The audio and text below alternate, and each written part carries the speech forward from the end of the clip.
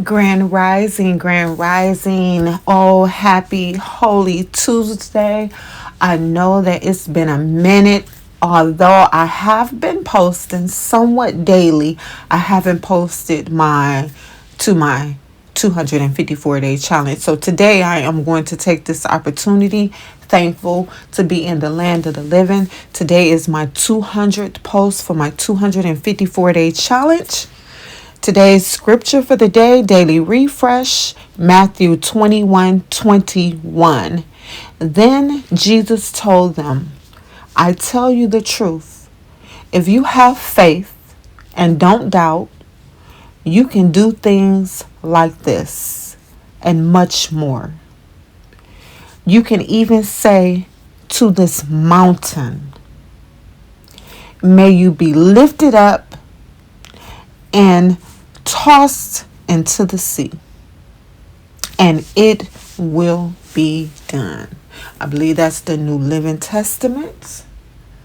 Yes, today is my 254-day challenge. If you're new to this challenge, this segment is where I was in a challenge back in May of 2022 to not talk about it, but be about it. In that sense, desiring to have my own YouTube channel, podcast, or whatever, just being in front of the mic. Because if you know me and my lifestyle and how I grew up, I love radio and television. I just want to take this opportunity to do what it is that I love, because content is king. And in this current goal, we on a road to 1,000. So in my last lookup, I believe the number was at 546. So those of you who have subscribed, thank you. I appreciate you. I am digging into myself, really investing in me so that I can be a better value to you. And today's message, the content of this message, deals with cruise update and forecast, cruise leadership and responsible tourism, cruise facts, figures, and trends, the present and future value of cruise tourism.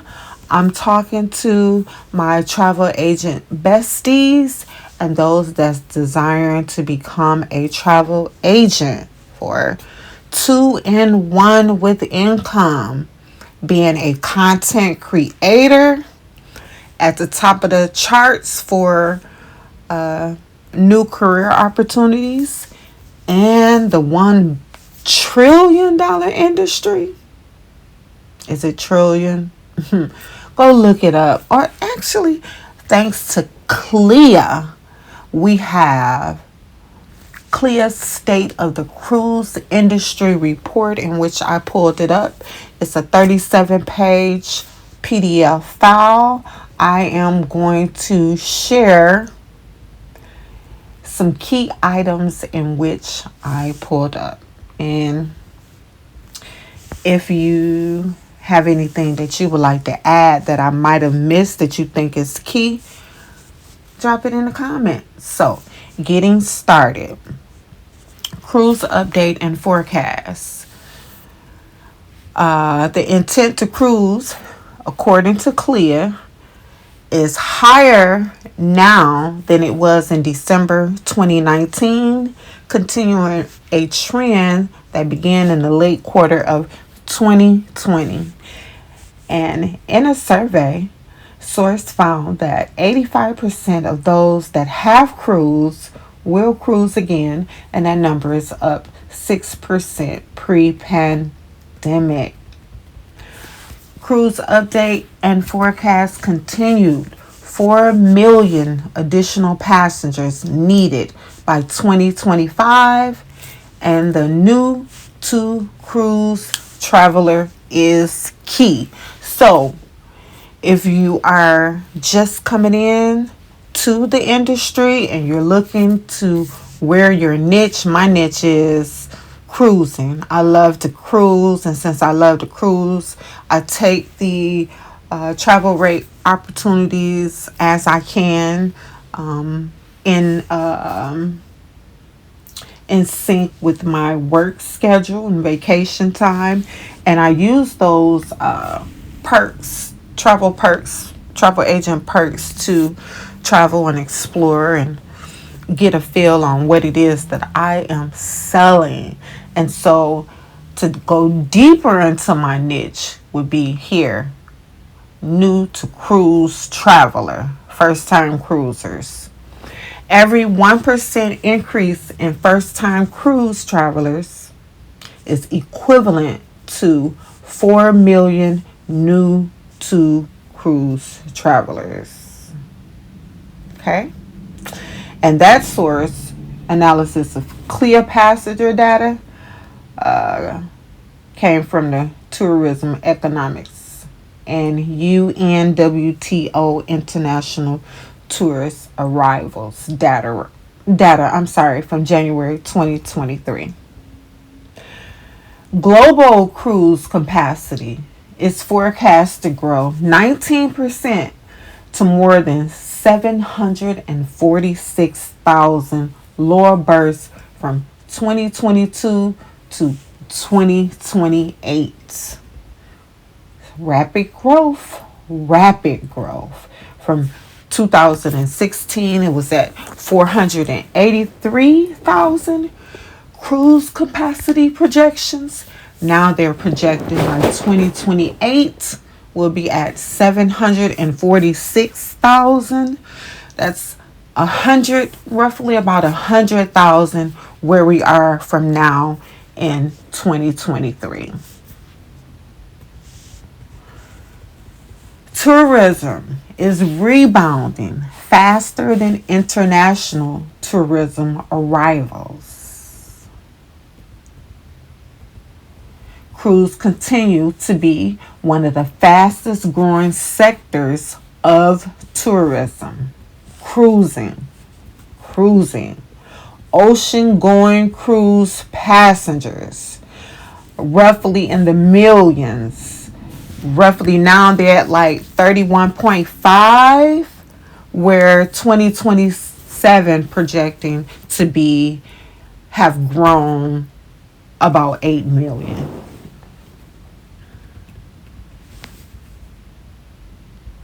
The 2027, sorry. Cruise leadership in tourism. Cruise lines are following a path to decarbonization with advancements in technology, infrastructure, and operations. So they're staying up to date in technology, infrastructure, and operations. Cruise lines are utilizing LNG now as a transitional fuel, while cruise lines explore sustainable marine fuels and popularization technologies. Currently, LNG is the cleanest fuel available.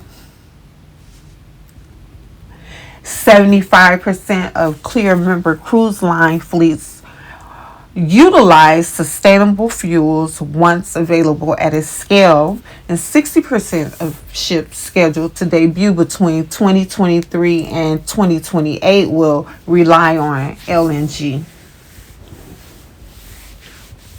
primarily. The number of clear members cruise ships with shoreside power capability will more than double by 2028. Emissions reduced up to 98% with all emissions covered. Currently, 30% of ships, representing 40% of capacity, is plug-in ready, 30% to be retrofitted. While 29 cruise ports worldwide have at least one berth with onshore power, 20 additional ports are funded or planned to have shoreside power by 2025. Crew tourism is managed tourism. sustainable tour excursions, responsible sourcing for food supplies. These are the responsibility of cruise leaders. Ocean and marine life protection. Cruise lines have a range of dedicated programs from ocean and marine life protection.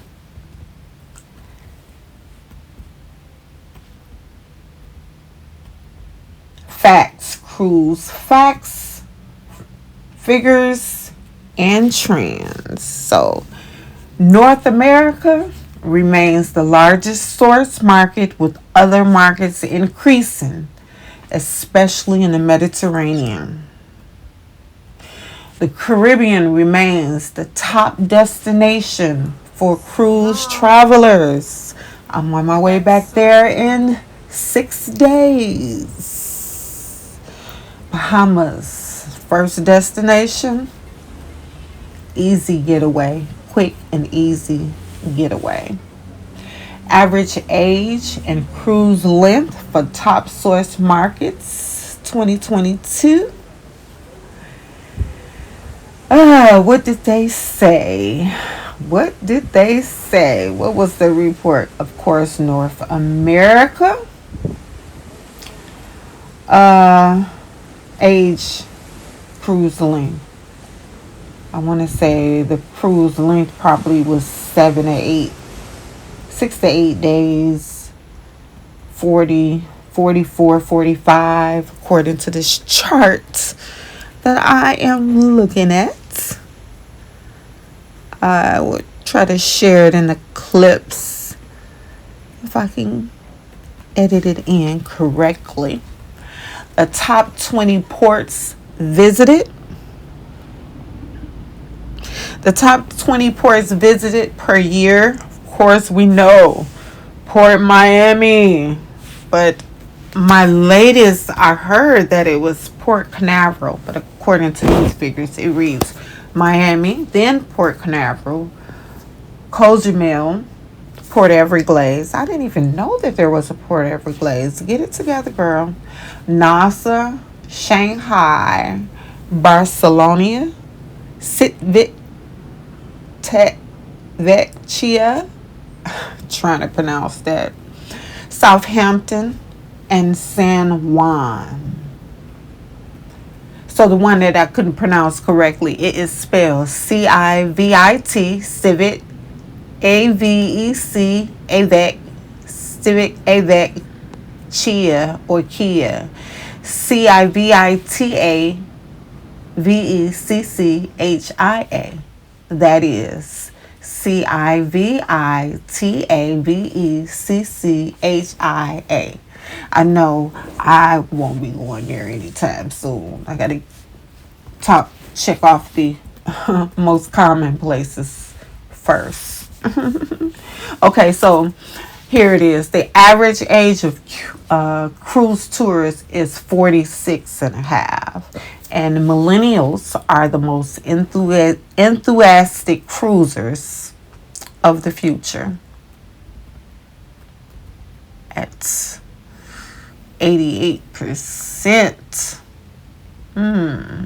So millenniums, you want to look at the target market for cruising. Millenniums.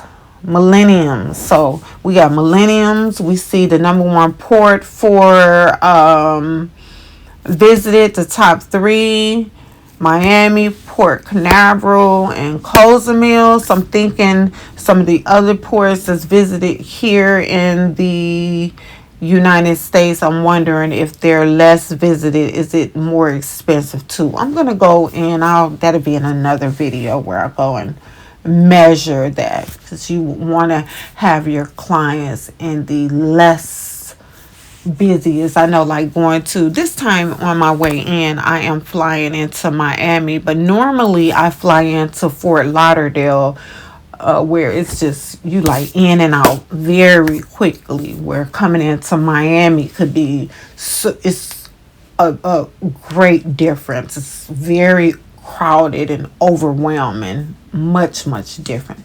It's like day and night when comparing the airports between Miami and Fort Lauderdale, in my opinion.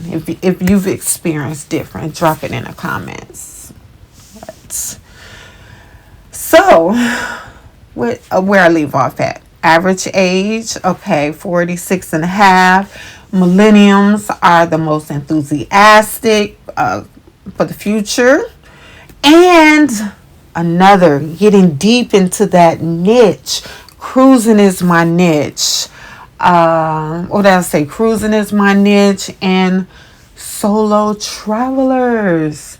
I am a solo traveler. I find that when I started off in this, my niche was girls trips.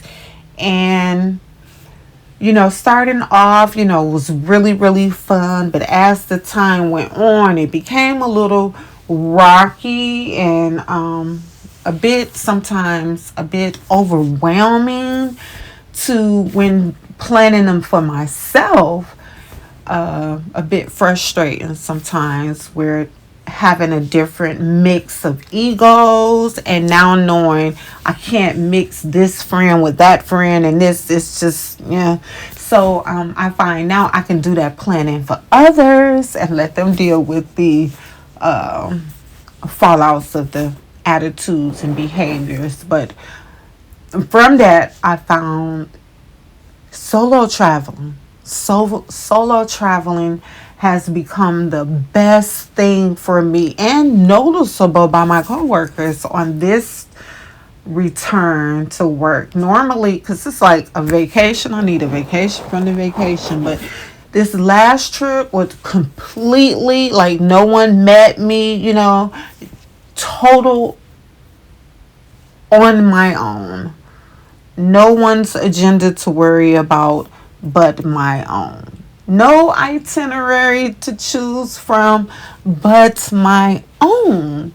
And the ship, we'll talk about this in another video, but if you've never cruised, the ship comes with day-to-day activities for whatever you're choosing, maybe, and sure to please whatever your taste may be, from karaoke to theater to spa, relaxation and spa, piano bar, working out, bowling, basketball, amusement park, water park.